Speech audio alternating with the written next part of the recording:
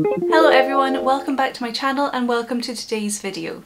If you're new here, my name is Georgina, co-owner of Ivy and Twine candles, and in today's video we will be talking about some easy ways that you can make your small business more eco-friendly using the experience I have gained in the last 18 months of making and selling candles. Before we get started though, I'd just like to ask you to please subscribe to my channel if you haven't done so already. If you are interested in candle making, candle business and generally small business related content such as this video.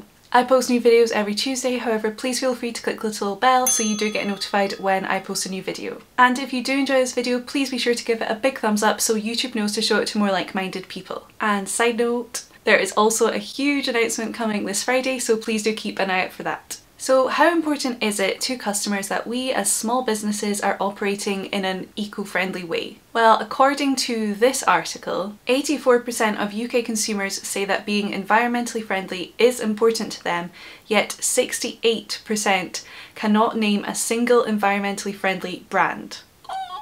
That's not good. So first up, we're going to talk about sustainability. That's because all small business sustainability starts at the source. So if your business requires you to purchase raw materials and supplies which you then manufacture into a product for the consumer, such as candles, then it's so important that you look at the supply chain and go back as far as you possibly can to ensure that each of those ingredients and the method in which they are sourced is ethical and sustainable. From my experience, especially if you are selling or planning to sell candles or wax melts, consumers are very conscious and aware about sustainability when it comes to wax. And they basically want to be assured that it has been ethically sourced, i.e. it has not been extracted from the Amazon rainforest and contributed to deforestation and loss of habitat and harm to wildlife and lots of other horrible things. So if you're not sure about how sustainable your raw materials are, I would say don't be afraid to reach out to your suppliers and ask that question so that you have those answers ready for when customers ask those questions, and believe me, they will.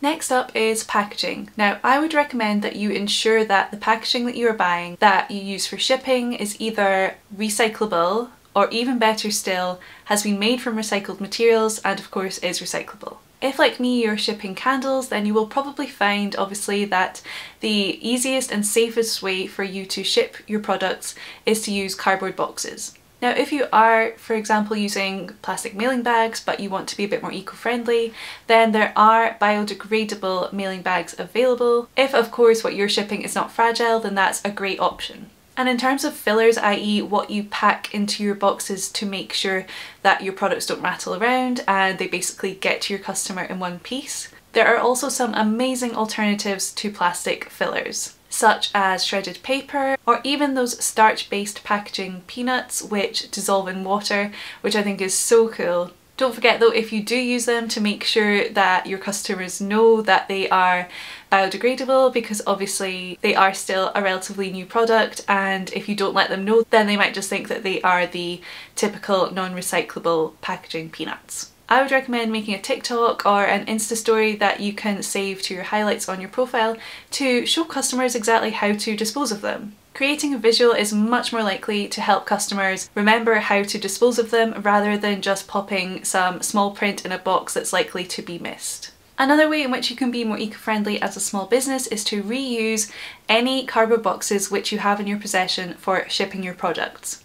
Please, please, please don't be ashamed to do this. I think especially in the last year with the panorama, the panini, you know what I'm trying to say, we've all been there when it comes to online shopping and Amazon purchases especially. I think in our household we get numerous different packages from Amazon every week.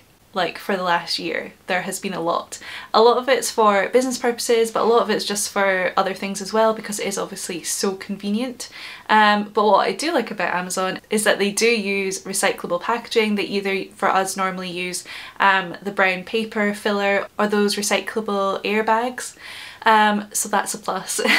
So there is no shame whatsoever in reusing those boxes to ship out to your customers. I'm sure that they are not going to feel duped or anything if they do find that it's obviously a repurposed box. And as well as that, reuse any fillers that you can possible, especially plastic bubble wrap.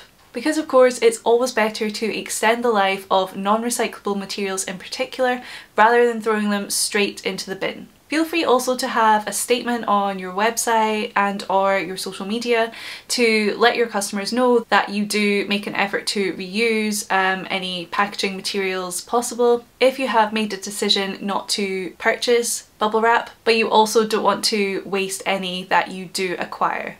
So another great and relatively easy way to make a difference is to become as paperless as possible. I would recommend sending electronic invoices or receipts to your customers as a standard, meaning you're not only going to save on the cost of paper and ink cartridges and buying a printer if you don't have one, but it's also going to save on waste for your customer at the end of the day as well.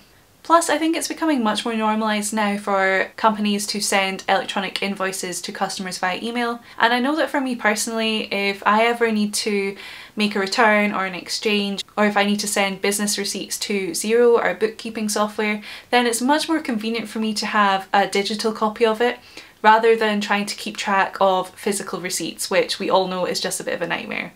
Or of course, if your business does still require paper in some format, then you can always opt for sustainably sourced recycled paper if need be, and just remember to of course recycle it when finished with it. Okay, so next up, here are some ways to reduce your carbon footprint and your expenditures when it comes to shipping and delivery. So the first one may seem obvious, but I'm going to put it out there anyway. Please be sensible when it comes to packaging your products. So for example, don't use a massive box for shipping something that takes up a fraction of the size. By using a box as close in size to the product which you're shipping, you as a business owner will not only save money in terms of the amount of packaging fillers you need to put in to secure your products, but if you think about it, that package will also take up less space with the couriers, making fewer trips and fewer emissions. And there are also couriers who offer carbon neutral shipping, like DPD for example, and hopefully that will be something which we will be able to look into in the not so distant future, in some capacity anyway, even if it is just an option for customers when they are checking out, that they can either choose a carbon neutral delivery, which will probably be slightly more expensive than standard delivery. However, right now we do use Royal Mail for shipping for all of our deliveries in the UK and actually a lot of the time internationally as well. As a company, we chose them because they offer really affordable shipping rates. And even in the last year, when they've obviously been under immense pressure, they've actually been pretty on the ball, and we've only had a few packages go missing or be severely delayed, but most of the time they're very much on the ball, and we've also rarely had any packages show up damaged, touch wood, which is also a big plus. So of course I was really happy to learn that they actually have the best carbon record amongst all of the UK delivery companies, according to this article, which states that the company has the largest feet on the street network of 90,000 postal workers and has reduced carbon emissions by 29% since 2005. The company has also recently invested in a 295 strong fleet of electric vehicles to further reduce its carbon footprint, which I think is amazing. And last but not least, if you really want to make a big difference when it comes to being eco-friendly, then there are even bigger and better ways that you can do your bit, such as donating to environmental programs, or even using initiatives such as planting a tree for every order or every product sold, depending on your business.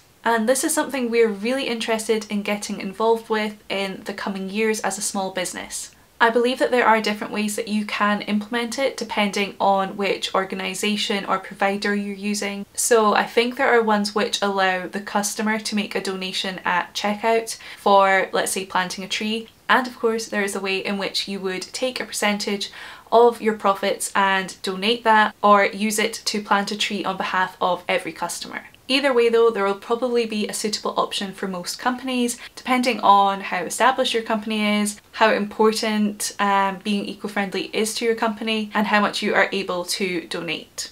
Now, whilst I would say most of these processes are relatively easy to implement, there might be many that you're already doing as a small business. I'm going to go back to the statistic that I mentioned at the beginning of the video, which was that 68% of consumers cannot name a single environmentally friendly brand. So with that said, please make sure that if you are taking steps to becoming a more eco-friendly business, please make sure that your customers are aware of them. Communicating this to your customers is just as important as actually doing them. Because of course we all have a role to play in being eco-friendly and responsible and conscious of the environment. But if we don't let customers know whether a product and or its packaging is recyclable, biodegradable / compostable, it will sadly most likely end up in landfill. And that's not on them. It's your responsibility as a company, no matter how small, to let your customers know so they can dispose of it accordingly. Thank you for coming to my TED Talk.